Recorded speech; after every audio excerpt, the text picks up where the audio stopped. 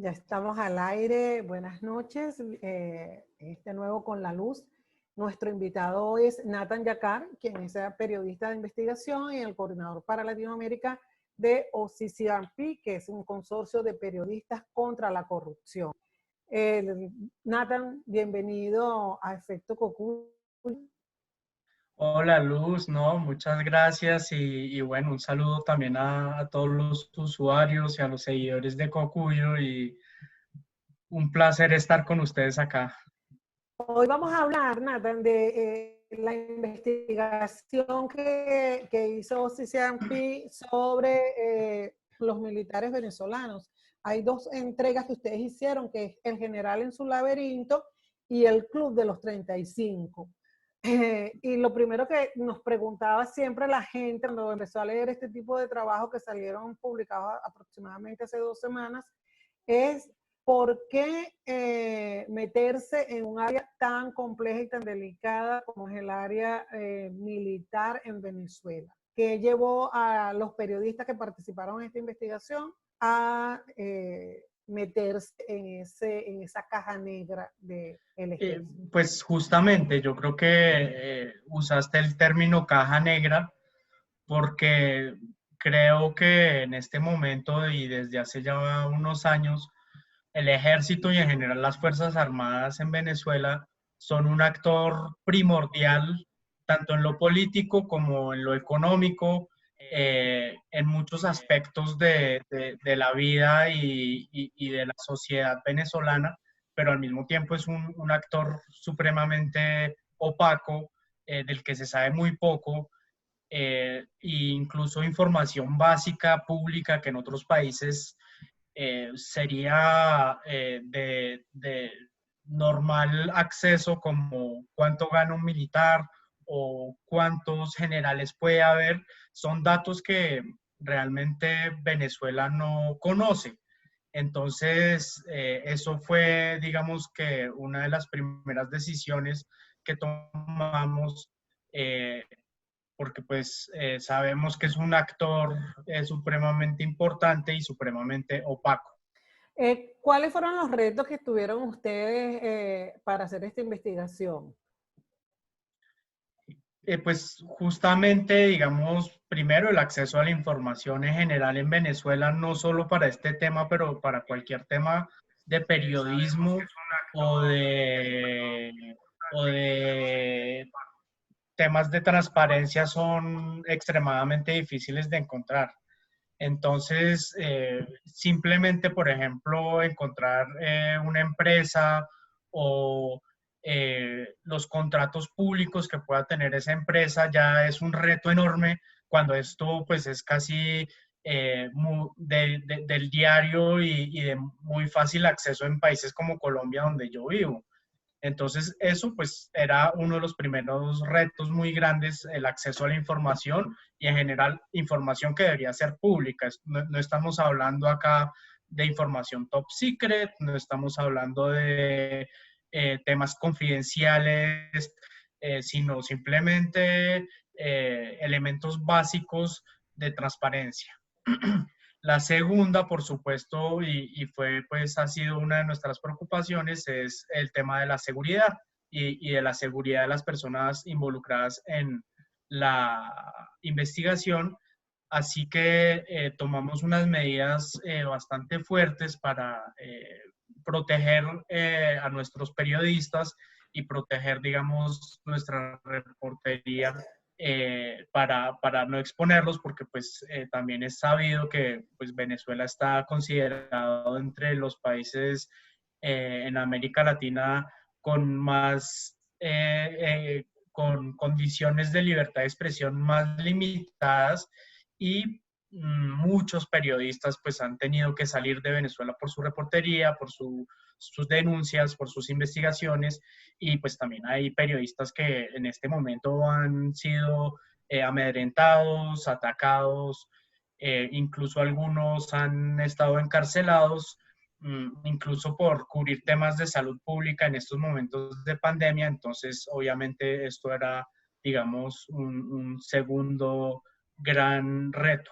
Y el tercero, por supuesto, al confrontar un poder tan importante, tan clave dentro de la vida pública venezolana, pues también tuvimos un cuidado extremo con los datos, con llegar al fondo de la información, con tomarnos el tiempo, digamos, para hacer la investigación. Esto es una investigación que nos tomó varios meses, donde pues estuvimos trabajando con un equipo de periodistas, pero además un equipo bastante importante a nivel de OCCRP, de editores, y un equipo de fact-checker o de personas que se dedican a verificar que todos nuestros datos estén sustentados, tanto documentalmente como a través de eventualmente también testimonios. Muchas gracias. Mire, le voy a dar la bienvenida a varios de los usuarios que se han ido conectando en la red social en Periscope.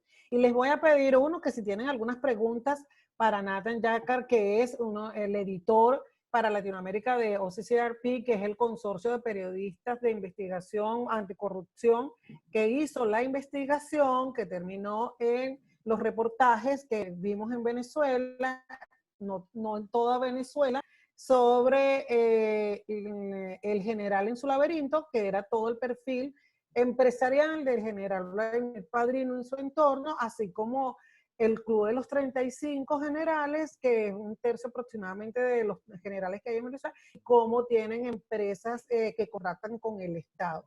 Lo que les quiero pedir a todas las personas que se están conectando es que si pueden retuitear y pueden difundir la información, porque ustedes, no sé si saben, que justamente la publicación de estos reportajes que en Venezuela se hizo hace 2 semanas, pues llevó a que bloquearan en Venezuela el sitio de OCCRP. Si me quisieras ampliar un poco esa información, Nathan. Pues nosotros salimos el 10 de abril y tuvimos información de que la página había sido parcialmente bloqueada por dos proveedores privados de Internet.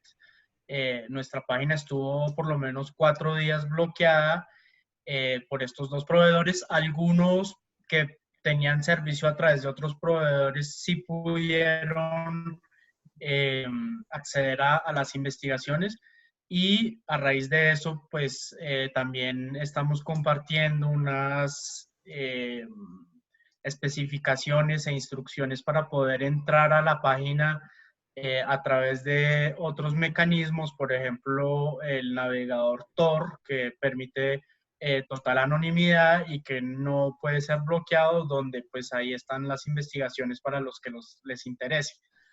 Digamos que tuvimos la suerte de contar con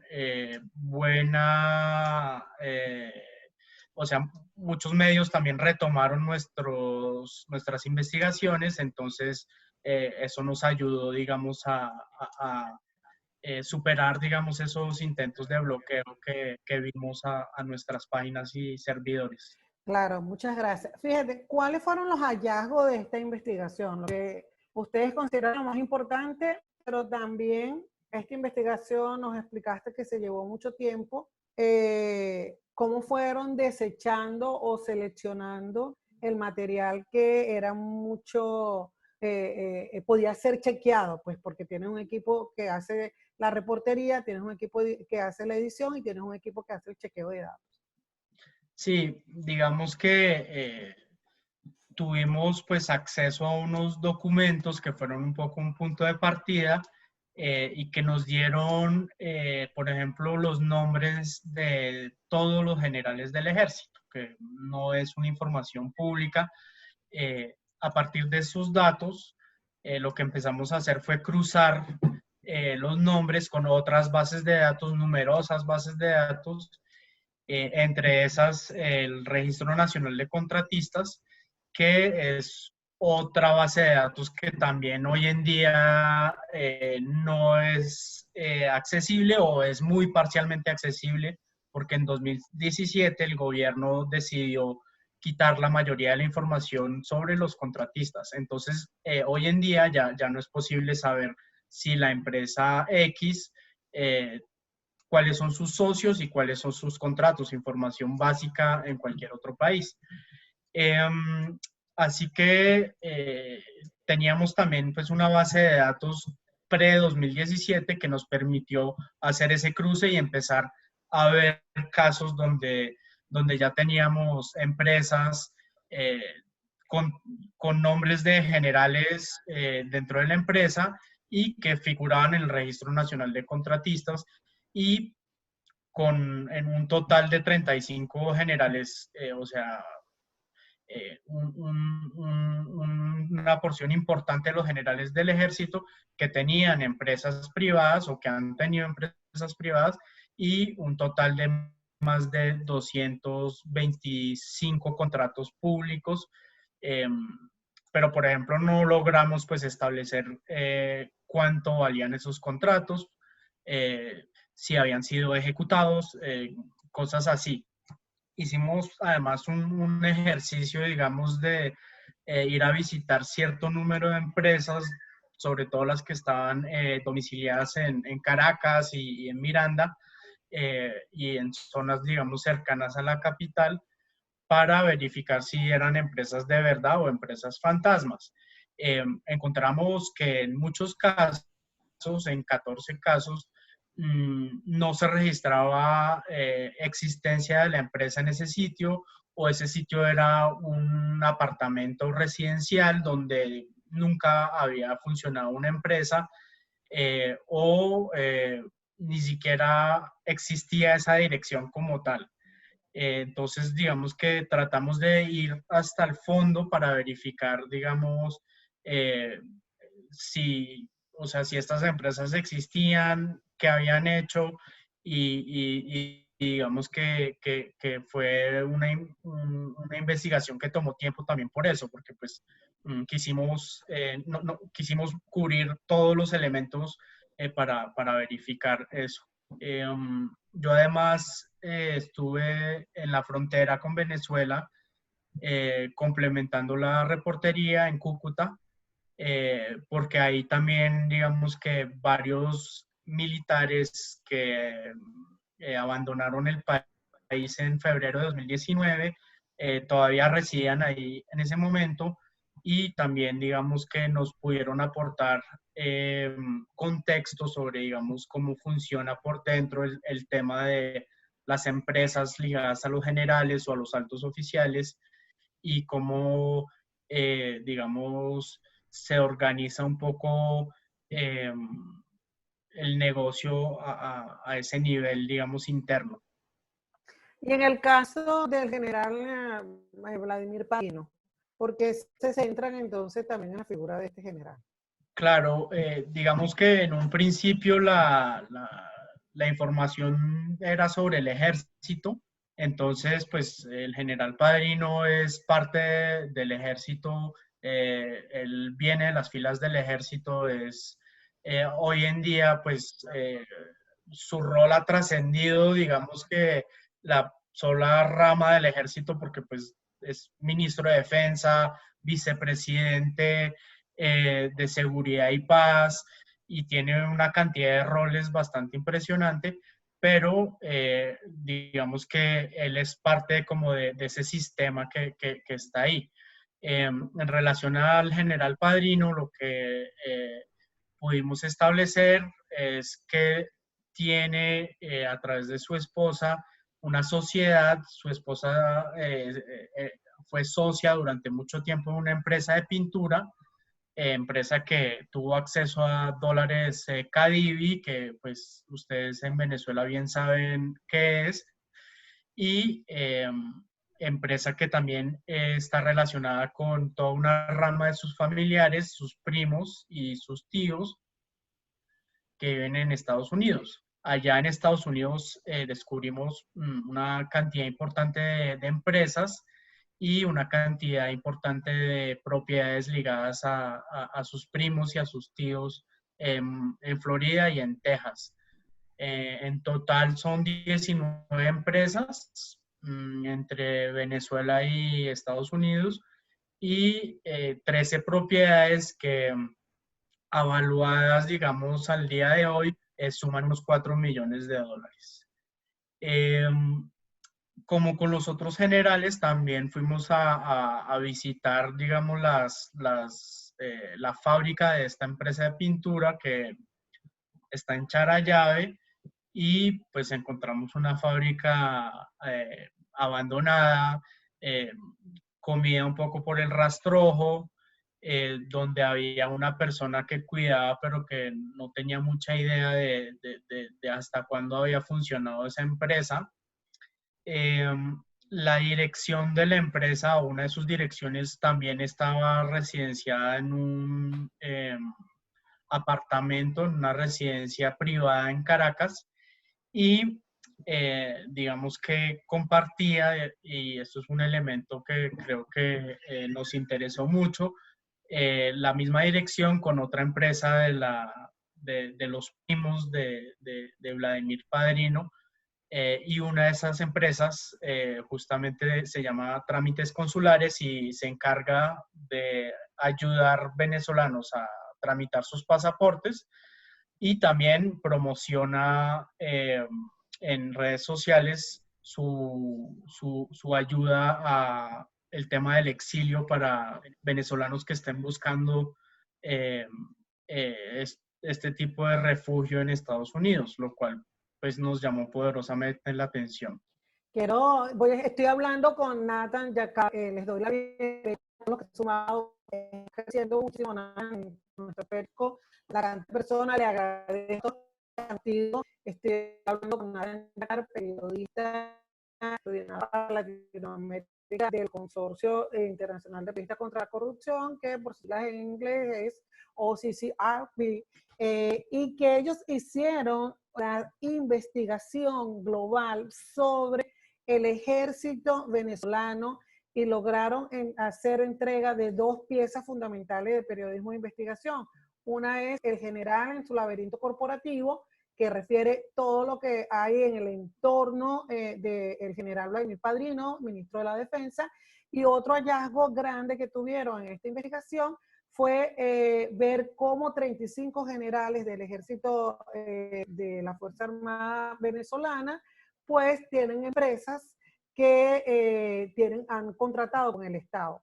En la conversación, Nata nos ha explicado cómo llegaron a estos hallazgos, pero dijo algo que me gustaría que las personas que se estén incorporando, si tienen familiares o conocidos que estudien periodismo o les guste el periodismo de investigación, que me gustaría retomarlo, que fue que comentaste, Nathan, que en el 2017 ya se tiene acceso al registro nacional de contratistas. Esta era una información que era fundamental, era básica, además era pública, estaba en internet y que era una fuente para aquellos que hacíamos periodismo de investigación. Cuando ya no está esto, ustedes tenían una base que les permitía hacer alguna comparación, ¿no? Según entiendo de lo que me explicaste. Sí, digamos que el reto enorme en Venezuela en este momento es la falta de transparencia en general sobre datos que deberían ser públicos. Entonces, por ejemplo, un registro empresarial en un país como Colombia, que no es como el más transparente del mundo, pero digamos que ahí va. En este país tú lo puedes encontrar vía internet y pues ya vía electrónica acceder al registro empresarial. En Venezuela hay que ir al registro físico y es complejo, hay que tomar una foto, pero hurtadillas. Entonces, digamos que eso es una herramienta muy básica del periodismo de investigación, poder saber de quién es una empresa. En Venezuela también, hasta el 2017, había el RNC, que era una herramienta bastante interesante porque permitía verificar quién tenía contratos, qué empresas y quién estaba ligado a esa empresa, que es también información básica para hacer cualquier tipo de periodismo de investigación, el ABC. Y en 2017 el gobierno decidió no sacarla del aire, pero quitar la mayoría de la información. Y hoy en día un experto nos decía que la información disponible en Venezuela sobre contratistas es casi como la información disponible de una offshore o de una empresa fantasma en países tan opacos como las Islas Vírgenes Británicas o las Islas Caimán o este tipo de paraísos fiscales. Sí, gracias. Tú también comentabas que en el trabajo sobre la investigación sobre Vladimir Padrino, el general Vladimir Padrino, encontraron, bueno, la fábrica de pintura inexistente en Charallave, que además hay evidencia de que recibieron dólares Cadivi, y ya sabemos lo que eso puede significar en Venezuela, que además parte de la junta directiva de esta empresa era la esposa de Vladimir Padrino, y además que en los Estados Unidos hay propiedades vinculadas al entorno familiar de Padrino, pero también una de las personas que formaba parte de la junta de la empresa de pintura también está en una oficina de trámites consulares en Estados Unidos. Ustedes pudieron contactar a estas personas que están, digamos, involucradas en esta trama y qué les dijeron, pues. Pues sí, contactamos a todos, acá a los 35 generales, a la familia de Vladimir Padrino, les enviamos correos, pero no obtuvimos respuestas. Dos generales sí nos contestaron de los 35, eh, pues más que todo dieron explicaciones diciendo que esto era una cooperativa o no era una empresa, que era distinto, que no habíamos entendido, y también con un discurso, digamos, político bastante fuerte. Pero bueno, pues se les abona que contestaron y me parece que por lo menos dieron la cara, pero digamos que el 80%, no, el 90% de los mails no fueron Esta contestados. investigación, ¿qué impacto creen ustedes que ha tenido? ¿O qué impacto espera que tenga?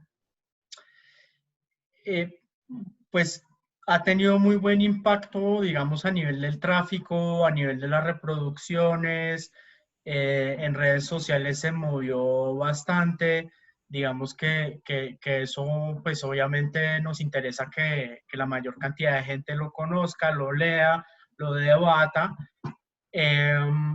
Ahora, sobre qué impacto pueda tener pues en Venezuela, yo creo que las cosas son tan complejas desde hace muchos años que eh, creo que desde la humildad del periodismo es un poco difícil como pretender que una investigación hoy en día en Venezuela puede cambiar las cosas porque lo que está en juego es muy grande y los poderes que están también tienen mucho que perder, entonces realmente es difícil medir ese impacto porque pues mucho del debate público no se da lastimosamente, entonces una investigación de este tipo obviamente en países como Colombia donde también ha habido corrupción dentro de las Fuerzas Armadas, inmediatamente tiene una respuesta a nivel de entes de control, fiscalía, procuraduría, contraloría, y pues también pueden ser un debate público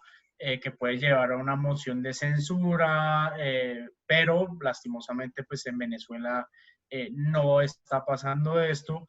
Entonces, el único impacto que se puede tener en este momento real es más que todo en el debate público, en las redes sociales, en los medios, pero pretender que un artículo tenga un impacto a nivel legal o disciplinario, yo lo veo muy difícil. Claro. Ya nos estamos acercando al cierre de esta conversación. Estoy hablando con Nathan Yacar, quien es editor para Latinoamérica de CCRP, el consorcio para periodistas anticorrupción, que hizo la investigación sobre el ejército venezolano y que encontró historia que se llama Su laberinto, que fue publicada por varios medios digitales en Venezuela, y el Club de 35 Generales, que revela las conexiones que tiene una gran parte del alto generalato en Venezuela con empresas que a su vez contratan con el Estado. y que de cierta manera la interpretación que se dio a estos hallazgos tiene que ver también con el hecho de, bueno, cómo se sostiene también la lealtad de muchos del sector militar hacia el gobierno de Nicolás Maduro. Pero ahora, en estos últimos minutos, quisiera que habláramos un poco de algo que es la pasión de nosotros, ¿verdad?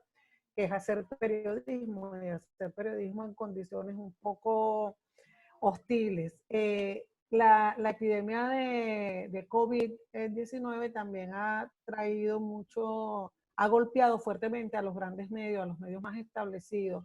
Entonces, me gustaría que hiciéramos como una reflexión, sobre todo para la gente que estudia periodismo y los que consumen periodismo, sobre este impacto y cuáles son las opciones que tú estás viendo para seguir haciendo periodismo del bueno.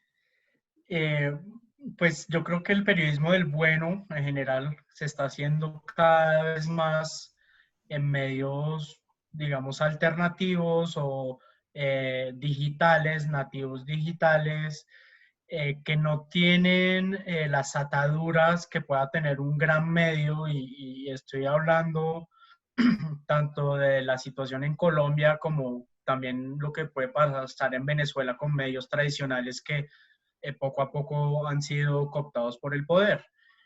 Yo creo que ahí hay una carta, o sea, en estos momentos de crisis del periodismo, que no es nueva, de crisis por la pandemia y de crisis económica, los medios, digamos, más nuevos, tienen una carta importante para jugar porque pues son medios que han sabido sortear crisis, que son mucho más flexibles para adaptarse y creo que pues medios como Cocuyo, que obviamente debe ser difícil, pues no es fácil todos los días conseguir financiación y poder salir adelante, pero son mucho más flexibles y saben desde hace ya muchos años cómo sortear las crisis. Los grandes medios todavía están tratando de entender qué está pasando y ahora se viene un problema muy grave económico que va obviamente a golpear sus grandes fuentes de ingresos. Mira, bueno, vamos a terminar esta conversación, pero le quiero dar las gracias a todas las personas que se han sumado.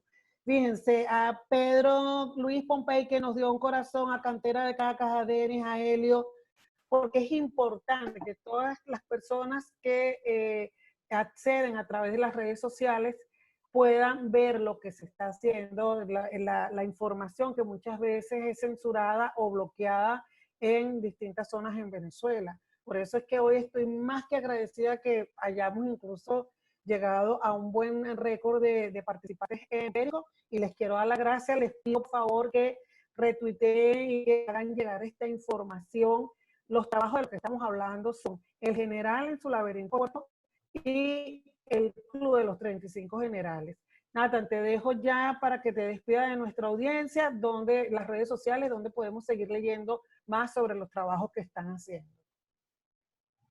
Luz, no, pues mil gracias por la invitación, a Efecto Cocuyo también, y pues un saludo a todos los que se unieron, a todos los seguidores de Cocuyo.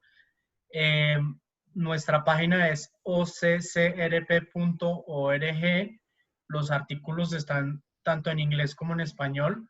Nos pueden seguir también en Twitter, en Facebook. Ahí pues estamos compartiendo permanentemente distintas investigaciones globales, entre esas varias sobre Venezuela, no solo sobre los generales, también hemos hecho otros trabajos sobre Venezuela. Así que los invito pues a seguirnos, a seguir nuestras redes y a también difundir las investigaciones que sacamos porque pues justamente es muy importante para que el debate se pueda dar, ya que sabemos que lastimosamente en las instituciones públicas o de control no están dando esos debates y nos toca a nosotros los ciudadanos también tomar nuestras posiciones en ese sentido. Bueno, gracias. Nos vemos en último con la luz. Gracias, Nando. Gracias.